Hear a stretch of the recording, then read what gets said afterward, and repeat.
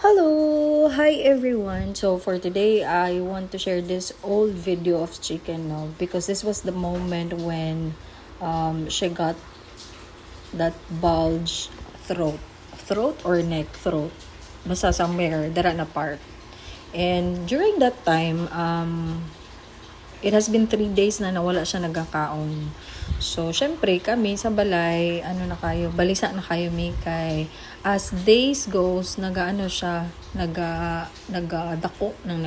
As in, from Murag Jolen to Murag Bola sa Jackstone to like Murag Fist na jud siya kadako. So, I have pictures of that pero I forgot asa na nako to nabutang na gallery. And kapoy na pangita. So, yeah, alarming kayo siya. And what's most alarming is dili na siya ganahan magkaon. Parang ginagutom siya pero gina-avoid niya na magkaon. Look at that video, 'di ba? Nasa urge mo kaon pero siguro kay sakitan siya.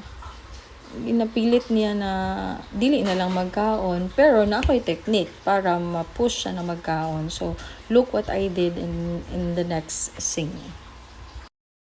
So, I really don't know kung effective po ba niya siya sa inyo na taktika, no? Or if you are doing this sa inyong fur babies. But personally sa ako, technique dyan ako niya siya para mapugos siya magkaon. If wala siya gana, if na siya ginabati or something. So, gawain na nako niya siya sa iyahan.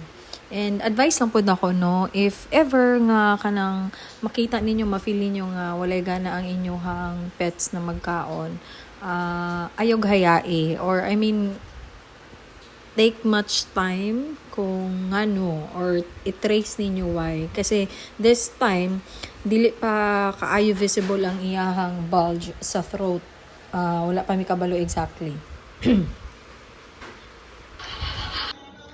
Natingalan na lang mi nga dili na siya ganahan magkaon and naga-fever siya. So what we did the day after was gidala dyan naman siya sa doctor, sa iyang vet. And my God, for that very little na bukog na nakita sa x-ray, I paid 12,000 kasi tanan-tanan nagipa x-ray, gipa laboratory kasi wala kakabalo kung asa siya nagka-problema sa unsa ba siya dira, bukog ba or sa pupo ba, sa ihi. So syempre, what we did is all throughout na ang iyahang test, 'di ba? So before bayad uing anak kada ko, better na na lang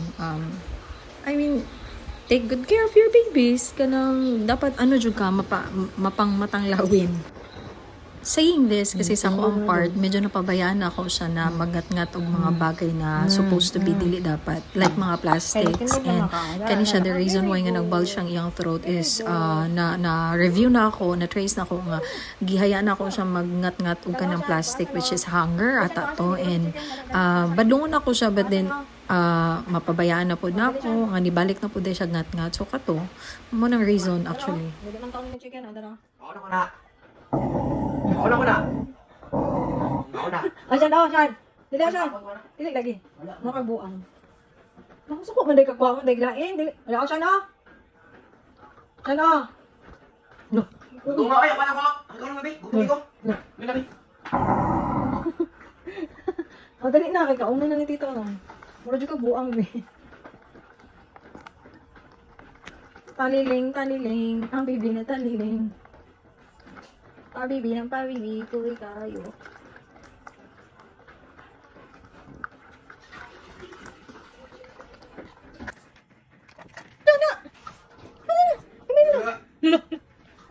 Saan? Dali, saan, oh.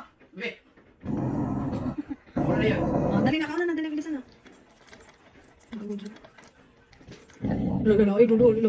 Lo. Laban na. Ayun, nablag sa ako, Lods. Sige na, finish Ako na. na. Kuha yung pagkaon ba yun? Basta na. Ano sa t-shirt ako? Lo, kaunon. Parang sa t-shirt ako. Basta dayon. Kasi yung ganito. Murag buang. Di man day gusto nga kawat yung pagkaon. Uwi tayo. Oh, very good, Jing. Ay! Good job, baby. Kiss me. Very good.